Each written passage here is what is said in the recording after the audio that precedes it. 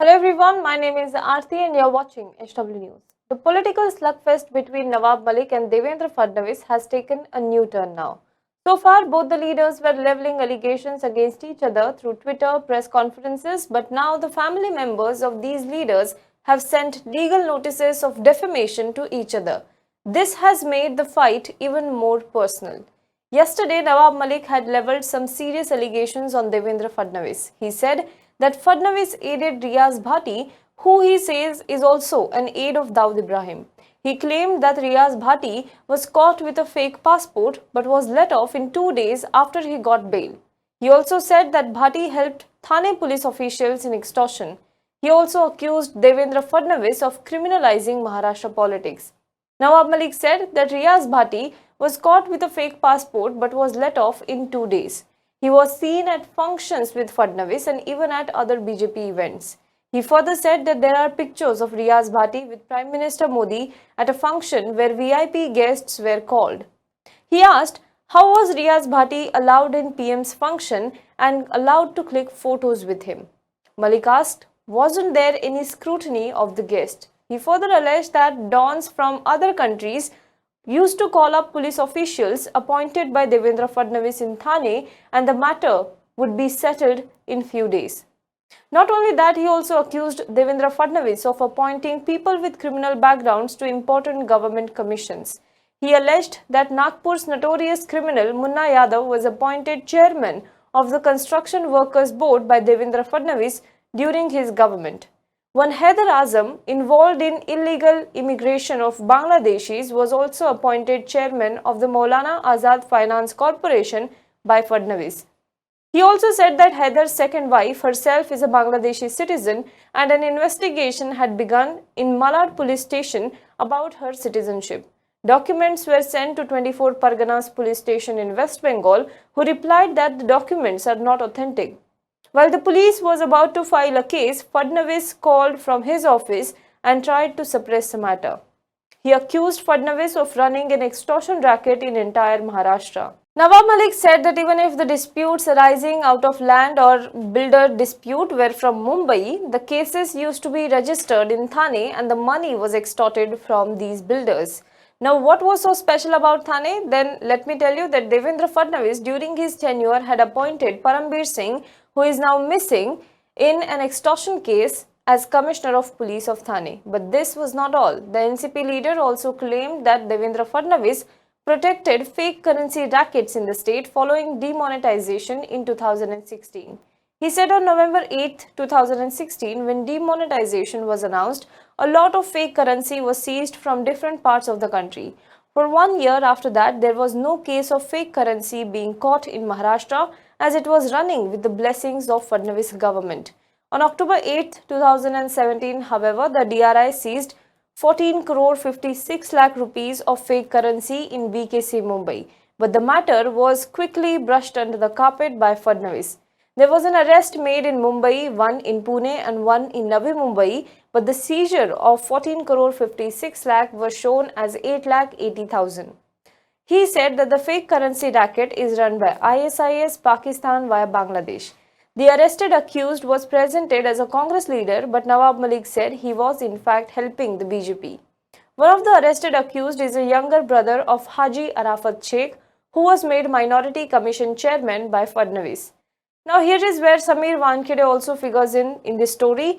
Nawab Malik said when the DRI busted this fake currency racket, Sameer Wankhede was in fact in charge of this case, but with the help of Fadnavis, they managed to suppress the case.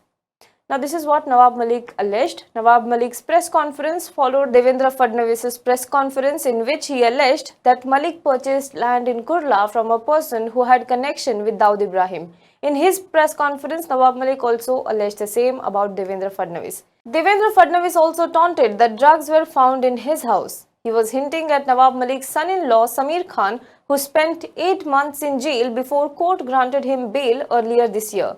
However, today, Nawab Malik's son-in-law Sameer Khan sent a notice to Fadnavis. The notice of defamation was posted by Malik's daughter Nilofer Khan on her Twitter account. In the notice, Sameer Khan has demanded 5 crore rupees in damages for mental torture agony, financial loss and injury inflicted to his reputation because of Fadnavis' statement on television channels.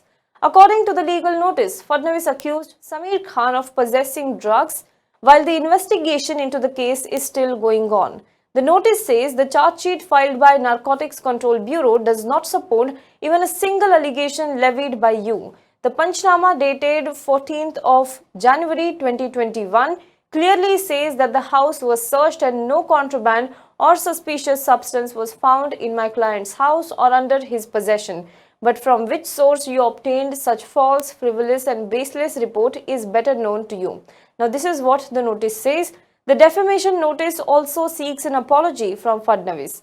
Now commenting on the legal notice, Nawab Malik said that his family will file a defamation case against Fadnavis if he does not apologize. Soon after this, former Maharashtra Chief Minister Devendra Fadnavis' wife Amruta Fadnavis sent a legal notice to NCP leader Nawab Malik for tarnishing the image of her family through his alleged defamatory tweets.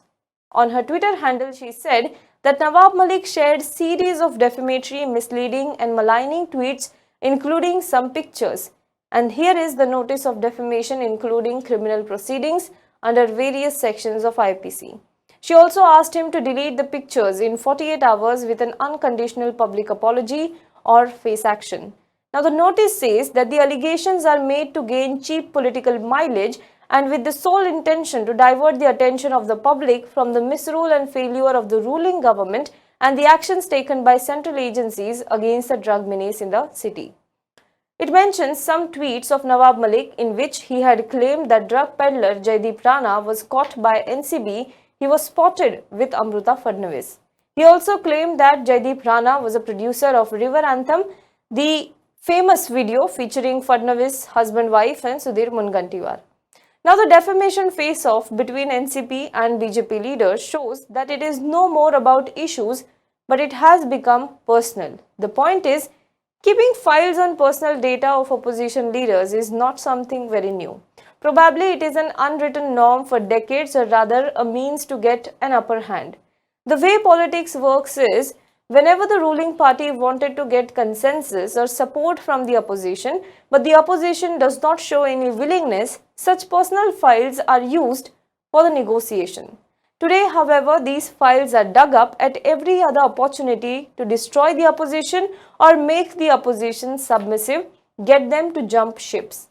Remember Harshvardhan Patil and Sanjay Patil? Both had switched to BJP ahead of elections. Both of them recently indicated that they are now stress-free. No agency will come after them because they are in BJP. Such practices destroy democracy. On the other hand, if you don't reveal such files and rather use it for political negotiations, it would mean hiding from public crucial details. So that leads to hiding corruption. So what is really a way out of this? The possible solution to this problem is making state and central investigating agencies reasonably autonomous and instead of political masters making them answerable or report to the judiciary. The administrative support can be as it is now. A lot of these problems can really end if there is no political interference in the agencies which are meant to tackle serious crimes now which have become a tool to harass the opposition. Making the agencies report to say CJI or Chief Justice of High Courts, the politicians directly influencing and interfering in postings, cases or probes will be less. Not that it can be solved completely, but it could start at a smaller level by cutting off politicians' direct influence on the police and the agencies. Influence and interference-free police can then serve the public better. It wouldn't raid the opposition just to harass them. Motivated cases could be less and the time that is saved can be used for the public good. If only such reforms are implemented. Do let us know what you think about this in the comment box below. For more news and updates, you can log on to www.hwnews.in.